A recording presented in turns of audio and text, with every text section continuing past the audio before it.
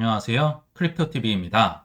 오늘은 한국의 크립토 전문가 주기영 대표의 시즌 종료 선언에 대해서 알아보도록 하겠습니다. 오늘 오전 영상 댓글에 주기영 대표가 시즌 종료를 선언했다더라 해서 진짜인가 하고 코인니스에 찾아보니까 진짜더라고요. 깜짝 놀랐습니다. 오전 8시 반경에 주기영 대표가 비트코인 강세 사이클 이미 끝났다. 이미 끝났다는 말은 과거형인 거죠. 현재부터 끝난 게 아니라 이미 과거에 끝났다라고 다소 충격적인 선언을 합니다. 그리고 이게 좀 더 영향력이 있는 게 주기영 대표가요, 그래도 한국인 인플루언서 중에서는요, 해외에서 가장 인지도가 있는 대표이자, 온체인 전문가거든요. 해외에 많은 사람들이 이분 의견을 따릅니다. 추종을 한 사람이 많아요. 근데 이런 영향력 있는 사람이 시즌 종료를 선언해버리니까 다소 개미들이 좀 당황할 수 있겠다 생각도 들어서 이번 영상 주제로 담아봤는데요. 자, 이분은 분명히 사이클은 끝났다. 앞으로 6개월에서 12개월간 약세 또는 횡보가 지속될 것으로 예상된다. 무슨 얘기입니까? 1년을 약세를 가면요, 크립토 겨울이 온다는 얘기입니다. 정말로 크립토 가을이 끝났다고 선언을 한 것 같아요. 그러면서 뒤에를 좀 더 읽어보겠습니다. 새로운 유동성이 고갈되면서 신규 고래들이 비트코인을 더 낮은 가격에 매도하고 있다. 앞에는 의견일 수 있는데요. 뒤에는 온체인 데이터를 통한 팩트일 가능성이 높아요. 자, 이거를 제가 해석을 해보면 이 주목할 단어는 신규 고래거든요. 오래된 고래들은 아직도 잘 버티고 있는데 새로 들어온 신규 고래들, 좀 한탕 치고 빠지기를 하려고 들어왔던 고래들이 지금 뜨거워하면서 손절을 치고 떠나가고 있다. 요거는 뭐 데이터가 증명을 하고 있을 거라 생각이 듭니다. 팩트로 생각이 든다. 그리고 이런 얘기는 크로스 체크를 해봐야겠죠. 직접 주기영 대표 트윗을 가서 확인을 해보니까 사실이었습니다. 모든 온체인 데이터는 약세장을 가리키고 있다. 유동성도 고갈되고 새로운 유동성이 이제 새로 사는 사람이 없다는 얘기겠죠. 그러면서 여러 가지 데이터 전문가니까 MVRV, SOPR, NUPR 등등 여러 가지 데이터가 365일 이동 평균선을 계산을 하는데 내가 이 이동 평균선을 계산해 보니까 강세장에서 약세장으로 꺾이는 변곡점에 우리가 와 있다라고 주장을 합니다. 그러면서 이 차트를 같이 게시를 했는데요. 여기 보시면 이 회색이 비트코인 가격, 이 보라색이 이 365일 이동 평균선인데요. 여기 보시면 13년 말의 고점, 그리고 17년 말의 고점, 그리고 21년 말의 고점, 그리고 25년 아직 말은 아니지만 요게 이제 평소보단 덜 오른 거죠. 그렇지만 서서히 꺾이고 떨어질 것 같다라고 주장을 하시는 겁니다. 요약을 하자면 모든 데이터는 온체인 데이터는 하락의 변곡점을 가리키고 있다. 나는 이거 알려줬어. 경고했어. 이렇게 주장을 하고 있다는 겁니다. 근데 재밌는 사실이 하나 있어요. 제 의견으로 반박을 하는 게 아니라 이분이 했던 과거의 발언으로 이분의 말로 제가 한번 반박을 계속 해보도록 하겠습니다. 분명 3일 전까지만 해도 이분은 가지가를 외쳤습니다. 안 끝났다고 했었어요. 분명히. 3일인가 4일 전에 3월 14일자로 트윗에 이런 데이터를 남겼었죠. 비트코인 수요가 멈춘 것 같긴 하지만 약세장이라고 부르기엔 너무 이르다. 지금 이 초록색 파릇파릇한 게 수요거든요. 근데 이게 지금 빨간색 마이너스로 돌아서니까 근데 이게 끝났을까 안 끝났을까? 이분의 이때 당시 결론은 약세장이라고 하기엔 너무 이르다. 지금 불과 3일, 4일 지났는데 근데 이미 끝났다. 강세장은 끝났다라고 선언을 했죠. 뭔가 말이 조금 맞지 않죠. 자, 몇 개만 더 보겠습니다. 이제 2월 말에 했었던 겁니다. 불과 한 18일 전에 있었던 얘기죠. 저는 낙관적입니다. 강세 사이클은 끝나지 않았습니다. 분명하게 얘기를 하시네요. 자, 이 사이클, 그러니까 30% 마이너스 확률은 이거는 굉장히 강세장에서 일반적으로 일어나는 일입니다. 그리고 75K 밑으로 현저히 떨어지면, 그러니까 한 71, 72, 이 정도까지 가면 내가 틀렸다고 인정을 하겠습니다. 라고 하는데, 실제로 75K까지 갔나요? 안 갔나요? 안 갔어요. 지금도 83K 위에서 놀고 있고요. 75K를 뚫고 밑으로, 아더에이즈도 그런 얘기 하는데, 뭐 70K 근처로 간 적이 없습니다. 그러니까 아직 안 떨어졌는데 그래서 뭐 본인은 이제 제 입장을 바꾸지 않았습니다. 강세 사이클 여전히 유효하고요. 그 안에서 30% 조정 노멀한 일이다라고 일관되게 주장해 왔다. 불과 20일도 뭐 3주도 채 지나기 전에 안 끝났다. 일관되게 주장했다. 분명히 얘기를 했었죠. 저 또 다른 얘기를 가져와 보겠습니다. 요거는 이제 주기영 대표의 부계정이라고 예전에 구독자 중에 한 분이 알려주더라고요. 저 잘 몰랐습니다. 뭐 여장 주기영 대표처럼 이렇게 돼 있죠. 자, 3월 5일입니다. 역시 2주 정도 지난 트윗인데 강세장이 오기 전에 이 책을 읽어보시기 바랍니다. 무슨 얘기입니까? 강세장 안 왔으니까 오기 전에 이런 책 좀 읽어보셔라. 안 끝났다고 분명히 3월 5일에도 얘기를 했었죠. 좀 더 가보겠습니다. 작년 말입니다. 작년 12월 분위기 어땠습니까? 한창 좋았을 때죠. 강세장 아직 끝나려면 멀었다. 왜냐하면 온체인 데이터가 뭐 파티 중이었을 거거든요.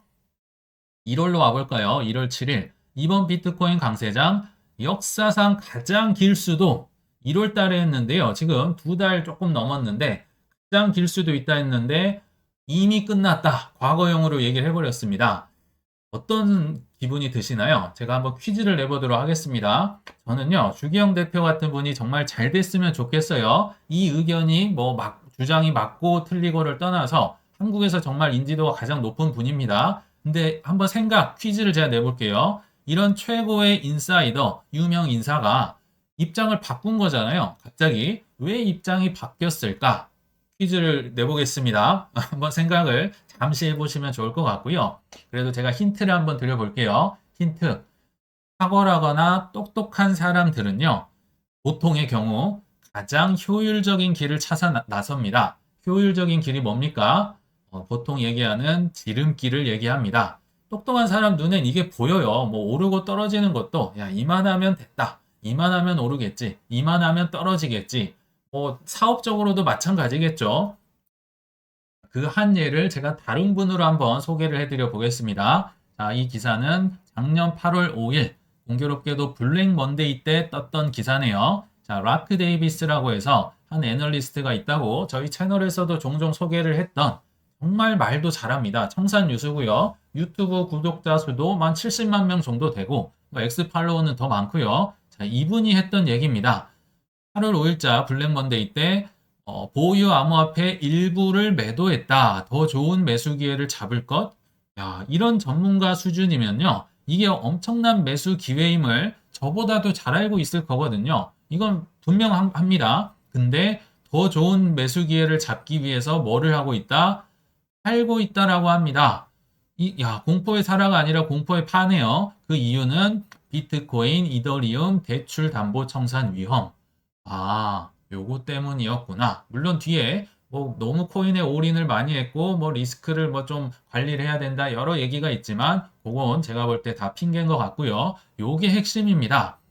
왜냐면요. 과거에도 그랬지만 비트코인, 이더리움을 의심하진 않았겠죠. 그리고 24년 3월 달에 비트코인이 1억 원을 찍고 외국에서도 전고점을 뚫었을 때 한번 큰 환희가 있었잖아요. 그러니까 모든 똑똑한 사람들은 이런 생각을 했어요. 야, 비트랑 이더는 오를 거니까 요거 맡기고 그 대출금, 담보로 받은 대출금으로 알트코인을 사야지 효율적으로 올릴 거야. 아니면 그 대출금으로 스테이블 코인 그 이자 맡기는데 디파이 넣어서 몇 퍼센트 이자를 받는다. 이런 얘기를 실제로 이분 유튜브에서 했던 게 기억이 나더라고요. 그래서 제가 지금 이걸 검색해서 찾은 거예요. 이런 분들은 대출, 롱이나 숏이나 담보대출을 통해서 이 극대화를 하려고 나쁘게 말하면 탐욕을 부리다가 지금 홍근역이 나고 있다라는 얘기입니다. 그 얘기인 거죠. 이분은 분명히 알아요. 현재는 과매도 현상을 보이고 있다. 지금 매수하는 게 현명하다. 첫 번째 매수 기회일 가능성이 높다. 다 알고 있잖아요. 아는데 행동을 할 수 없습니다. 왜요? 여기에 돈을 더 넣지 않으면 청산이 되니까. 근데 그 한계에 지금 다다랐다는 거죠. 돈을 더 이상 넣을 수가 없구나. 그러니까 일부를 팔아서 이거를 청산을 안 시키게 담보로 넣는다든지 정말 험한 꼴을 지금 당하고 있다는 겁니다. 여러 가지 글로벌 불확실성이 존재하며 코스피 이때 마이너스 10%였잖아요. 이거 더 매수하기 좋은 기회가 올 수도 있다. 더 떨어지면 산다. 글쎄요, 뭐 스트레스를 받고 있을 뿐이다. 요거 때문입니다. 그렇죠? 유기영 대표가 뭐 선물을 했다, 뭐 이런 거는 제가 뭐 사실 관심도 없고 찾아보고 싶지도 않은데 문득 갑자기 이 생각이 듭니다. 이분도 지금 뭔가 매우 힘든 상황에 처해 있을 가능성이 있구나. 뭐 제 추정이긴 하지만요. 잘못된 생각일 수도 있는데 왜 그 생각을 하게 됐느냐? 작년 10월 초였던 걸로 제가 기억이 납니다. 이게 그 주기영 대표의 그 여장, 뭐 부계정이잖아요. 트윗에. 자, 작년 10월 초에 비트코인이 한 6만 4천 불 정도였습니다. 아시겠지만 작년 10월 정말 고통이 극에 달하면서 야, 이만하면 저점이다. 누구나 이렇게 생각을 했던 게 10월이었거든요. 이만했으니까 가겠지 하고 이때 당시에 주기영 대표가 뭐라고 올렸느냐. 비트코인 3배의 롱을 쳤다고 합니다. 본인이 한 트윗이에요. 자, 청산 가격은 4만 1,000불. 4만 1,000불까지 가긴 어렵겠죠. 그러니까 청산 한번 시켜봐라. 뭐 이런 식으로 자신 있게 주장을 하면서 트윗을 올렸는데 이 결과가 어땠을까요? 제가 비트코인 차트에서 한번 나타내 보겠습니다. 요게 이제 24년 4월부터 정말 길고 지루한 조정장이 시작이 됩니다. 비트코인이 이 정도면 알트코인은 추풍 낙엽으로 떨어졌었고요. 제가 한번 찾아보니까 이때가 10월 초쯤에 비트코인이 6만 4천 불, 5천 불 왔다 갔다 할 때 이때 롱을 외쳤다고 합니다. 그러니까 그거를 지금까지 잘 뭐 이때까지 들고 있었다. 여기에서 여기까지 오른 거 수익률에 또 3배를 곱해서 아마 먹었겠죠. 근데 문제가 있네요. 바로 올라가는 게 아니라 두 번을 덜컹덜컹 하다가 올라가니까 즉 비트코인이 60K까지 두 번이나 떨어졌다가 올라갑니다. 그러니까 이때 당시에 어떤 일이 벌어졌을까요?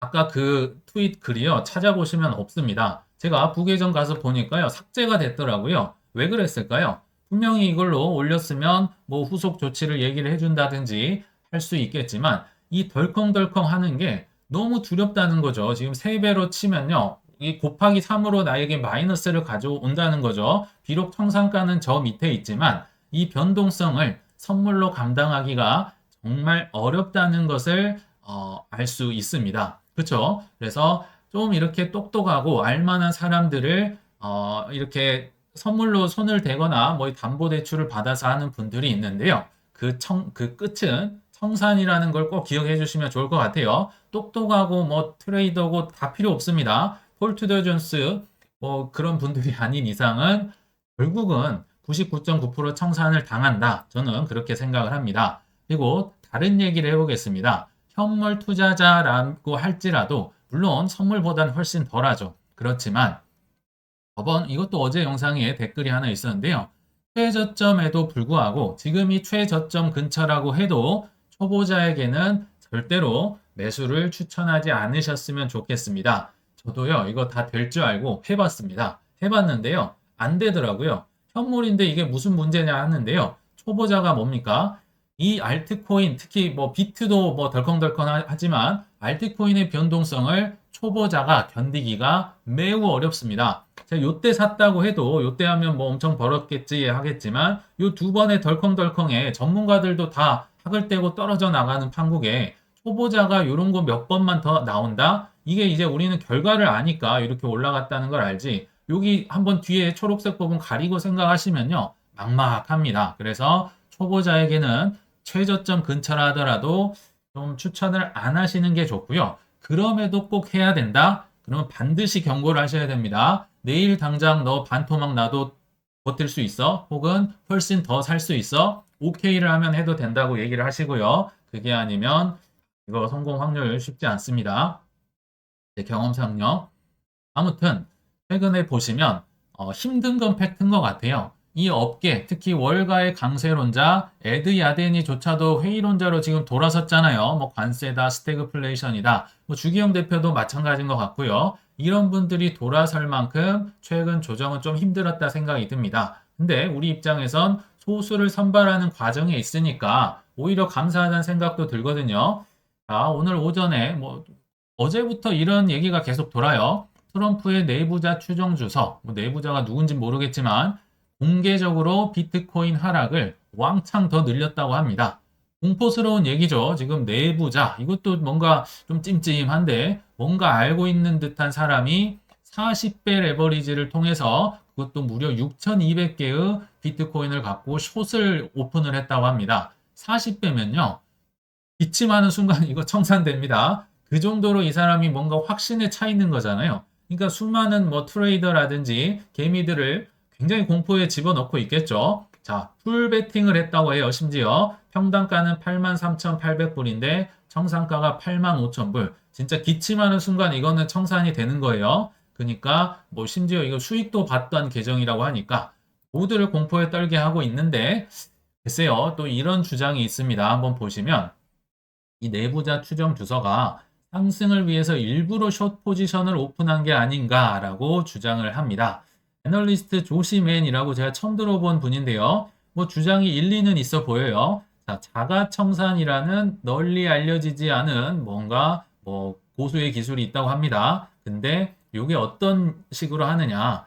숏 포지션을 가져가는데 이거는 공개를 한 거죠. 근데 뒤로는 안 보이게는 비슷한 규모의 롱 포지션을 동시에 가지고 있을 수도 있다. 아니면 심지어 더 늘려갈 수도 있죠. 여기에 공포감을 가져서 사람들이 막 이제 숏 배팅을 한다든지 매도를 하면 다 공포잖아요. 자, 이거는 청산을 감안하고 뒤에서는 롱 포지션을 더 모아가서 이제 한 방에 터트리고 쭉 더 올라가면서 더 많은 이제 수익을 거두는 이런 전략도 있다라고 하는데 뭐 그럴 수도 있다 생각이 들고요. 또 10X 리서치 설립자 중에 한 분은 이런 내부자 추정 주서에 뭐 포지션 청산을 목적으로 하는 개인 기관들의 집단 움직임이 벌어질 수도 있다. 야, 이런 거 너네 조심해야 돼. 예전에 게임스탑 사태도 그런 거잖아요. 개미들이 뭐 시타델 이 헤지 펀드를 이기기 위해서 막 뭉쳐가지고 막 롱 엄청나게 매수를 해버리고, 그러니까 로빈후드에서 매수 버튼 빼버리고 뭐 이런 일들도 일어날 수 있다. 이렇게 있다고 해서 공포에 질릴 필요가 없다. 뭐 내부자든 뭐든 아무 상관이 없습니다. 그래서 이런 걸 보면 조금 무서워 보일 수는 있겠지만 이제 뭐 지나가다 보고 경험을 많이 쌓아 보면요. 이건 오히려 감사한 겁니다. 왜냐하면 결국 투자는요. 소수를 선발하는 과정에 있는데 자, 이런 걸로 인해서 그리고 인플루언서들의 여러 가지 뭐 의견으로 인해서 많은 사람들이 털려 나가잖아요. 그러면 나는 아직 안 팔고 있는데 결국은 팔 사람 다 팔고 떠난다. 그러면요, 오히려 저는 상승을 당겨주니까 감사한 일이다라고 생각을 합니다. 왜 저런 이런 공포스러운 의견에 흔들려서는 안 될까요? 자, 트레이더면 제 말이 적용되지 않습니다. 트레이더들은 다른 방송을 보시러 가시라고 계속 말씀을 드립니다. 여기는 그들에게는 희망 고문을 하는 방송이에요. 트레이더들은 저희 방송을 보실 필요가 없습니다. 자, 여러 가지 또 팩트를 제가 가져와 봤는데요. 폴리마켓에서 미국 연준의 5월 이전 양적 긴축 종료 확률이 몇 프로라고요? 100%랍니다. 보통 일반 컨센서스는요.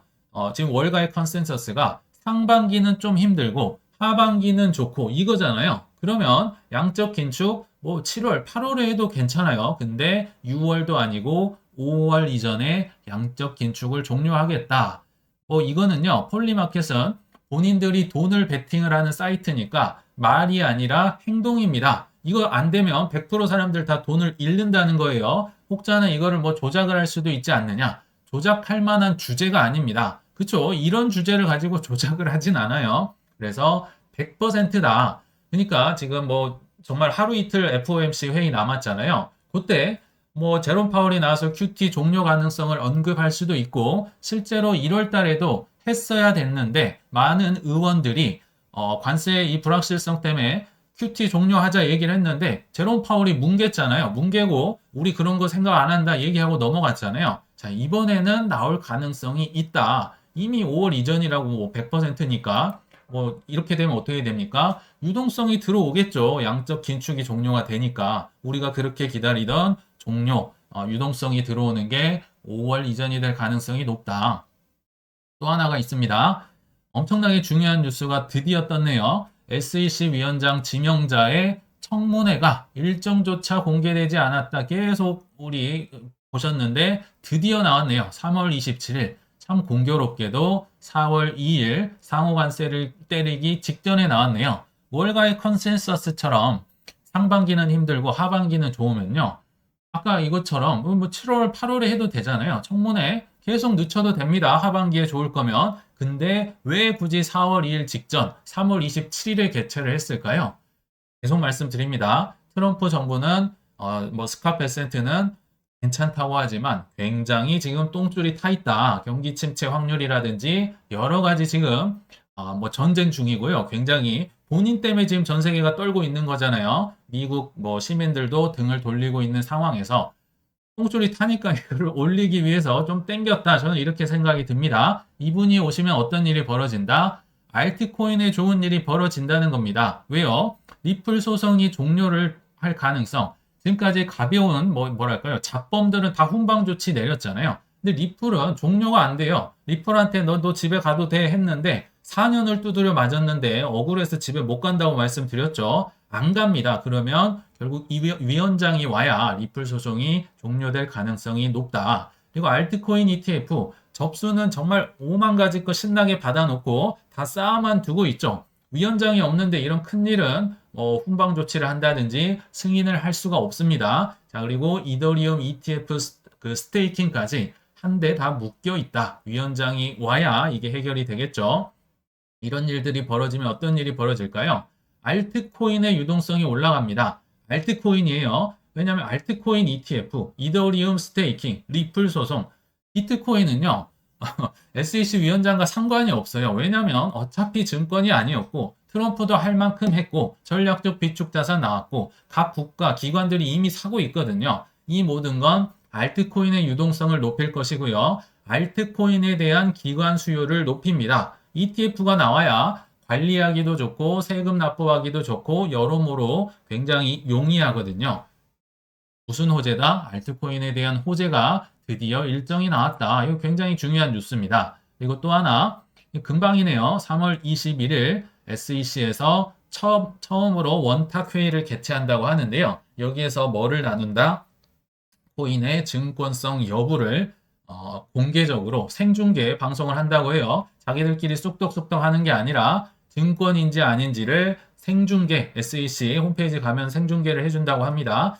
과거에는 다른 얘기로 하면 이거를 안 했으니까 정말 코인들이 다 두드려 맞았잖아요. 좀 알려줘라. 그러면 당신들 말대로 증권이면 증권이라고 해서 나 여기 SEC에 등록하고 장사를 할게. 뭐 코인베이스다, 바이낸스다, 뭐 리플이다, 솔라나다 다 그렇게 얘기를 했는데 안 알려줬잖아요. 안 알려주니까 코인이 탄압을 받았는데 증권성 여부를 공개를 한다. 무슨 증권성일까요? 알트코인에 대한 증권인 겁니다. 비트코인은 상관이 없어요, 지금. 다 알트코인을 위한 법적 사전 작업이 벌어지고 있구나. 정말 코앞으로 다가오고 있구나. 요걸 보시는데 뭐 하락장이 왔다고 해서 포기를 하셔야 될까요? 저는 그렇게 생각하지 않습니다. 자, 결론을 맺어보면 투자 수익률은 조롱받는 소수들 사이에서 결국 내가 얼마나 샀는지에 따라 달려있다고 생각이 듭니다. 제가 종종 말씀드렸던 삼성전자 이제 슬슬 언론에 나오고 있네요. 이게 얼마만이냐? 뭐 외국인들도 온다고 하고 뭐 조금 올랐던 것 같아요. 많이는 아니지만 뭐 혹자는 이러실 수 있겠죠. 오늘 보니까 이재용 회장이 사직생이다. 죽기 살기로 뛰어들어야 된다. 이것 때문에 올랐을까요? 아니면 젠슨 왕이 엔비디아 행사에서 삼성전자 니네 납품해. 이 기대감에 올랐을까요? 물론 그랬을 수도 있지만 더 큰 게 있습니다. 투자는 뭐라고요? 조롱값입니다. 조롱받는 사이에서 내가 얼마나 샀느냐. 왜냐하면 팔 사람이 더 이상 안 나타날 정도로 모두가 조롱을 하고 외국인이네 뭐 한국인이네 할 것 없이 다 떠났잖아요. 거의 1, 2년을 조롱을 받았는데 이거는 죽으래도 살아납니다. 이만큼 많이 떠났기 때문에 그렇죠. 저희 채널에서 뭐 30배, 3000% 올라도 그런 거 안 삽니다. 이런 댓글도 있었고요. 뭐 저한테 뭐 여러 가지 뭐 삼성전자가 웬 말이냐 많은 얘기를 했지만 결국 조롱값입니다. 그리고 이게 길면 길수록 올라갈 가능성이 있다. 또 다른 얘기 한번 해볼게요. 자산가들, 한국의 자산가입니다. 엔저 기회 때 일본 부동산에 대거 몰려가서 일본 부동산을 투자 목적으로 한 76%가 샀다고 합니다. 보통 사람들은 어땠냐면요. 38년 만에 최저 엔화가 이제 떨어지니까 대부분 해외여행 갔습니다. 일본에 있는 웬만한 사람들 다 한국인이었어요. 그래서 한국인들 막 홀대를 받았다. 고만와라. 뭐 표지판 붙은 거 기억나시죠? 그러나 30억 이상의 자산가들은 뭘 했다? 부동산을 샀다. 그리고 워런 버핏은 일본 지금 상사 주식도 더 늘려가고 있잖아요. 왜 그럴까요? 할인을 하고 있으니까 엔저에 사실 이게 부동산이요. 일본의 잃어버린 30년의 이 목적어, 이 자산이 대표적인 게 부동산이잖아요. 30년 동안 안 쳐다봤던 걸 고액 자산가들은 대거 사러 몰려갔다는 겁니다. 투자는 좀 다르다는 거예요. 남들처럼 행동을 하지 않는다는 겁니다. 리플 얘기 한번 해볼까요? 최장기간 조롱의 끝판왕이었죠.